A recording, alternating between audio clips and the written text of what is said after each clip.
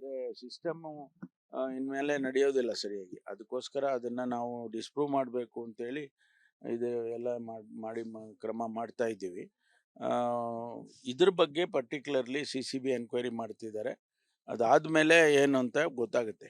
ಹಂಗೇನಾದ್ರು ಇದ್ರೆ ಕ್ರಮ ತಗೊಳ್ತೀವಿ. ರಾಜ್ಯದಲ್ಲಿ ಕೈ ಸರ್ಕಾರ ಇದೆಯಾ ಅಥವಾ RSS ಸರ್ಕಾರ ಇದೆಯಾ ಅಂತ ಡೌಟ್ ಆಗ್ತಿದೆ ಅಂತ ಹೇಳಿ BK ಹರಿಪ್ರಸಾದ್ ವಿಚಾರಣೆಗೆ ಏನೋ ಹೋಗಿದ್ರು, ಬಂಧನ ಮಾಡಿ ನೀವು ಯಾಕೆ ಇದು ರೀತಿ ಮಾಡ್ತಾ ಇದ್ದೀರಾ? ಅವ್ರ ಅಭಿಪ್ರಾಯ ಹೇಳಿದ್ದಾರೆ, ನಾನು ಗಮನಿಸಿದ್ದೇನೆ. ಅಧಿಕಾರಿಗಳು ಅವ್ರ ಕೆಲಸ ಮಾಡಿದ್ದಾರೆ. ಅದ್ರ ಬಗ್ಗೆ ಹೆಚ್ಚು ನಾವು ಅದ್ರ ಬಗ್ಗೆ ಕಾಮೆಂಟ್ ಮಾಡೋದು ಬದಲು ಕಾನೂನಲ್ಲಿ ಏನ್ ಕ್ರಮ ತಗೊಳ್ಬೇಕು ಅದನ್ನ ಅಧಿಕಾರಿಗಳು ತಗೊಂಡು. ಅವರಲ್ಲೇ ಮತ್ತೊಂದು ಪ್ರಶ್ನೆ ಎತ್ತಾರೆ, ಯಾಕಂದ್ರೆ ಅನಂತ್ ಕುಮಾರ್ ಹೆಗಡೆ ಬೇರೆಯವ್ರಿಗೆ ಈ ತರ ವಿರುದ್ಧ ಎಲ್ಲರಿಗೂ ಅನಂತ್ ಕುಮಾರ್ ಹೆಗಡೆಗೆ ಈಗಾಗಲೇ FIR ಆಗಿದೆ. ಆಯ್ತಾ, ಪ್ರಭಾಕರ್ ಭಟ್ರಿಗೆ ಅವರಿಗೆ FIR ಆಗಿದೆ, ಚಾರ್ಜ್ ಶೀಟ್ ಆಗ್ತಾ ಇದೆ. ಆಮೇಲೆ ಎಲ್ಲರಿಗೂ ಕೂಡ ಮಾಡ್ತಾರೆ. ಕಾನೂನು ಎಲ್ಲರಿಗೂ ಒಂದೇ ಅಲ್ವಾ? ನನಗೆ ಬೇರೆ ಇರುತ್ತಾ?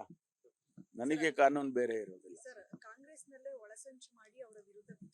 ಆ ರೀತಿ ಇಲ್ಲಮ್ಮ, ಆ ಥರ ಏನು ಯಾರು ಒಳಸಂಚು ಮಾಡಿರ್ತಕ್ಕಂಥದ್ದಿಲ್ಲ.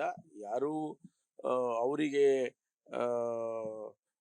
ತೊಂದರೆ ಮಾಡಬೇಕು ಅಥವಾ ಬೇರೆ ರೀತಿಯಲ್ಲಿ ಅವರಿಗೆ ರಾಜಕೀಯವಾಗಿ ಏನಾದರೂ ಇದು ಮಾಡಬೇಕು ಅನ್ನೋದು ಯಾವುದು ಏನು ನನಗೆ ಕಾಣಿಸ್ತಾ ಇಲ್ಲ. ಸರಿ, ಒಳ ಮೀಸಲಾತಿ ವಿಚಾರಕ್ಕೆ ರಾಜ್ಯ ಸರ್ಕಾರ ಕೇಂದ್ರಕ್ಕೆ ಶಿಫಾರಸು ಮಾಡಿತ್ತು. ಕೇಂದ್ರ ಸರ್ಕಾರ ಸಮಿತಿ ಮಾಡಿದೆ. ಯಾವೆಲ್ಲ ಯಾವ ರಾಜ್ಯಗಳಿಂದ ಬೇಡಿಕೆ ಇದೆ ಅದನ್ನು ಜಾರಿ ಮಾಡುವಂತ ಮನಸ್ಸು ಅಲ್ಲ, ನಾವು ಅದೇ ಕೇಳ್ತಾ ಇದೀವಲ್ಲ. ನೀವು ಸುಮ್ಮನೆ ಈಗ ಕೇಂದ್ರದ ಸಚಿವರೇ ರಾಜ್ಯಸಭೆಯಲ್ಲಿ ಹೇಳಿಕೆ ಕೊಡ್ತಾರೆ, ಇದು ಆಗೋದಿಲ್ಲ, ಇಂಟರ್ನಲ್ ರಿಸರ್ವೇಶನ್ ಕಾನ್ಸ್ಟಿಟ್ಯೂಷನ್ ಅಲ್ಲಿ ಸಾಧ್ಯ ಇಲ್ಲ ಅಂತ ಅವರೇ ಹೇಳಿಕೆ ಕೊಟ್ಟಿದ್ರು.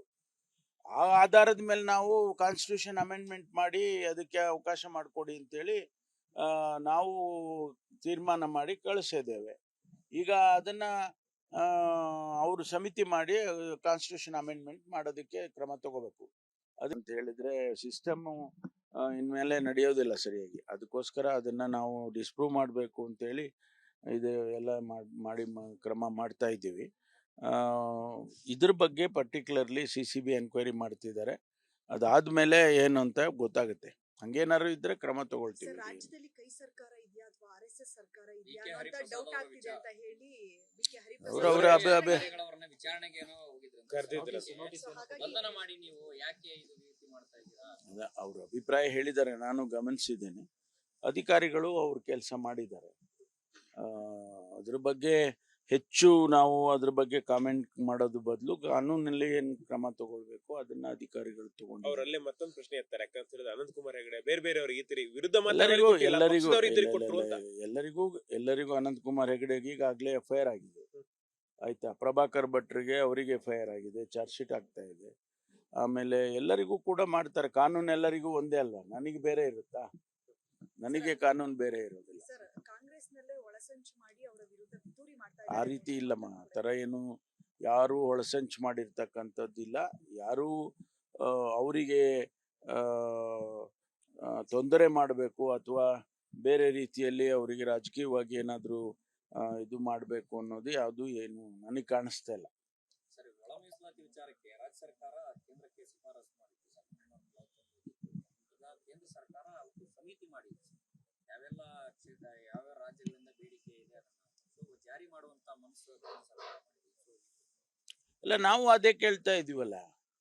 ನೀವು ಸುಮ್ಮನೆ ಈಗ ಕೇಂದ್ರದ ಸಚಿವರೇ ರಾಜ್ಯಸಭೆಯಲ್ಲಿ ಹೇಳಿಕೆ ಕೊಡ್ತಾರೆ, ಇದು ಆಗೋದಿಲ್ಲ, ಇಂಟರ್ನಲ್ ರಿಸರ್ವೇಶನ್ ಕಾನ್ಸ್ಟಿಟ್ಯೂಷನ್ ಅಲ್ಲಿ ಸಾಧ್ಯ ಇಲ್ಲ ಅಂತ ಅವರೇ ಹೇಳಿಕೆ ಕೊಟ್ಟಿದ್ರು. ಆ ಆಧಾರದ ಮೇಲೆ ನಾವು ಕಾನ್ಸ್ಟಿಟ್ಯೂಷನ್ ಅಮೆಂಡ್ಮೆಂಟ್ ಮಾಡಿ ಅದಕ್ಕೆ ಅವಕಾಶ ಮಾಡಿಕೊಡಿ ಅಂತೇಳಿ ನಾವು ತೀರ್ಮಾನ ಮಾಡಿ ಕಳಿಸಿದ್ದೇವೆ. ಈಗ ಅದನ್ನ ಅವರು ಸಮಿತಿ ಮಾಡಿ ಕಾನ್ಸ್ಟಿಟ್ಯೂಷನ್ ಅಮೆಂಡ್ಮೆಂಟ್ ಮಾಡೋದಕ್ಕೆ ಕ್ರಮ ತಗೋಬೇಕು. ಅನುಕ್ಷಣದ ಸುದ್ದಿಗಳಿಗಾಗಿ ವಿಸ್ತಾರ ನ್ಯೂಸ್ ಯೂಟ್ಯೂಬ್ ಚಾನೆಲ್ ಸಬ್ಸ್ಕ್ರೈಬ್ ಮಾಡಿ. ಹೊಸ ಸುದ್ದಿಗಳ ನೋಟಿಫಿಕೇಶನ್ಗಾಗಿ ಬೆಲ್ ಐಕಾನ್ ಕ್ಲಿಕ್ ಮಾಡಿ. ಲೇಟೆಸ್ಟ್ ಅಪ್ಡೇಟ್ಸ್ಗಾಗಿ www.vistaranews.com ವೆಬ್ಸೈಟ್ಗೆ ವಿಸಿಟ್ ಮಾಡಿ. ಅಂಗೈಯಲ್ಲೇ ಜಗತ್ತಿನ ಸುದ್ದಿ ತಿಳಿಯಲು ವಿಸ್ತಾರ ನ್ಯೂಸ್ ಕನ್ನಡ ಆಪ್ ಡೌನ್ಲೋಡ್ ಮಾಡಿ.